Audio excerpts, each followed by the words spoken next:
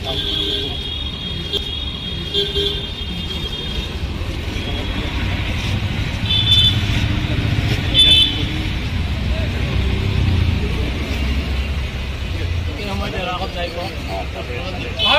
माता की जय, वंदे मातरम। एजीपी जिंदाबाद, डीजीपी जिंदाबाद, बीपीएल जिंदाबाद, एजीपी जिंदाबाद, डीजीपी जिंदाबाद, बीपीएल जिंदाबाद।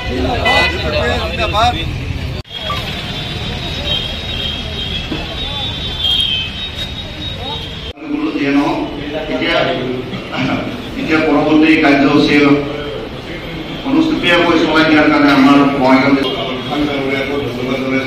বহুত কষ্ট কৰি হ'লেও আজি এই অনুষ্ঠানত উপস্থিত আছে। গতিকে অলপ মানে মন্তব্যৰ কাৰণে মই অনুৰোধ নিশ্চয় জনাব লাগিব আৰু মন্তব্য আগবঢ়াৰ কাৰণে বক্তব্য আগবঢ়াৰ কাৰণে আমাক খাপ নাগৰিক লাগিব। আজি এই সভা চলাই নিব পৰা সভাপতি ডাঙৰীয়া এসময়ত মই বিজয় ডাঙৰীয়াই মাতিছিলোঁ। আপোনালোকে দুই চাইডতে জানে যে মই 13 বছৰ কাল এজিপিত আছিলোঁ। হয়তো যেতিয়া বিটিচিত কৰিলোঁ তেতিয়া বাধ্য হ'লোঁ আমি চাইডকেইটাৰ কাৰণে।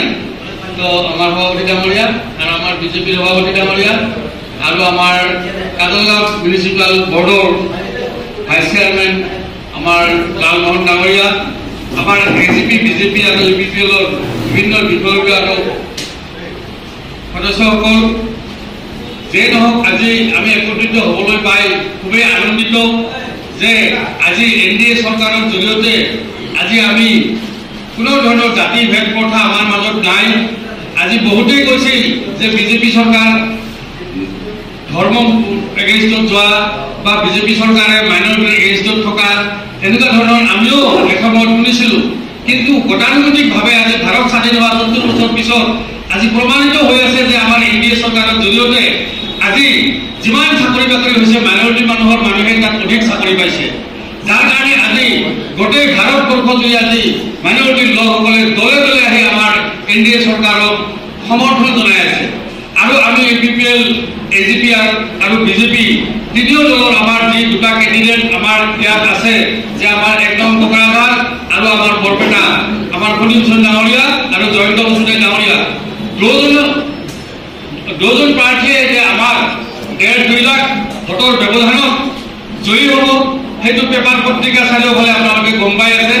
তাত কোনো আমাৰ চিন্তা কৰিবলগীয়া নাই। মাত্ৰ আমি যিখিনি কৰ্মী আছো, আমি কৰ্মী গণপৰিষদ দল, ভাৰতীয় জনতা পাৰ্টীৰ সকলো কাৰ্যকৰ্তাসকল সকলোকে আজি এই অনুষ্ঠানত উপস্থিত হোৱাৰ কাৰণে বেলেগ নাই। কাৰণ ইতিমধ্যে আমি নিৰ্বাচন যিখিনি আমাৰ কাম কাজৰ যি সভা থাকে, যৌথ সভা, বিশেষকৈ বঙাইগাঁও বিধানসভা সমষ্টিত আমাৰ ইতিমধ্যে বহুকেইখন সভা হৈ গৈছে আৰু হৈও আছে। গতিকে তাত তাৰ নতুনকৈ বিশেষ ক'বলগীয়া থকা বুলি মই নাভাবোঁ। অকল ইউপিপিএল দলৰ লগত আমাৰ আজি প্ৰথম এইখন সভা, আমাৰ তিনিওটা দলৰ কাৰ্যকৰ্তাসকল মানে যিখিনি নিৰ্বাচন কেন্দ্ৰিক আমাৰ প্ৰচাৰ সভাই হওক বা বিভিন্ন ধৰণৰ কাম কাজ থাকে, তাত যাতে সকলোৱে সহযোগ আগবঢ়ায়। ইতিমধ্যে আমাৰ অহাকালি আমাৰ অভয়াপুৰী বিধানসভা সমষ্টিত এখন মাননীয় মুখ্যমন্ত্ৰী ডাঙৰ সভা আছে। তাৰপিছত অহা ১ তাৰিখে আমাৰ বৰপেটা লোকসভা সমষ্টিৰ ক্লাষ্টাৰ ইনচাৰ্জ তথা অসম চৰকাৰৰ মাননীয় মন্ত্ৰী জয়ন্ত বৰুৱাদেৱে তেখেতে ইয়াত ৰোড শ্ব' কৰিব অহা ১ তাৰিখে। আৰু ৪ তাৰিখে ইতিমধ্যে ঘোষণা হৈ গৈছে, ৪ তাৰিখে মাননীয় মুখ্যমন্ত্ৰী ডাঙৰীয়া বঙাইগাঁও বিধানসভা সমষ্টিত এখন সভা পাব্লিক ৰেলী তেখেতে কৰিব, বিজয় সংকল্প সমাৱেশ। গতিকে এই গোটেইকেইটা যি সভা তেখেতে ষ্টাৰ কেম্পেইনাৰ হয়, তেওঁলোকৰ সম্বোধন আমি সফল কৰিব লাগিব।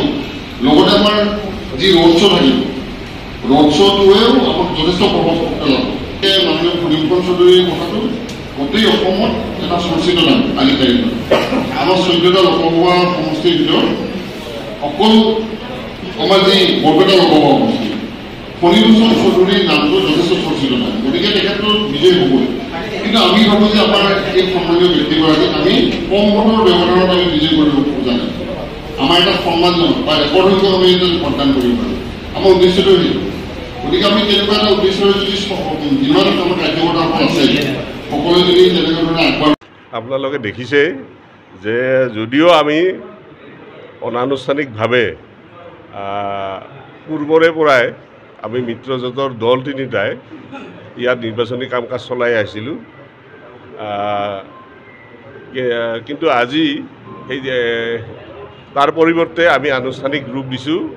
জিলা কাৰ্যালয় মুকলি কৰি মিত্ৰজোঁটৰ ইয়াত UPPL দলৰ উপসভাপতি উপস্থিত আছিল, একেদৰে ভাৰতীয় জনতা পাৰ্টীৰ দলৰ সভাপতি উপস্থিত আছিল আৰু আমাৰ অসম গণ পৰিষদ দলীয় কৰ্মকৰ্তাসকলকে আদি কৰি সকলোৱে উপস্থিত আছোঁ।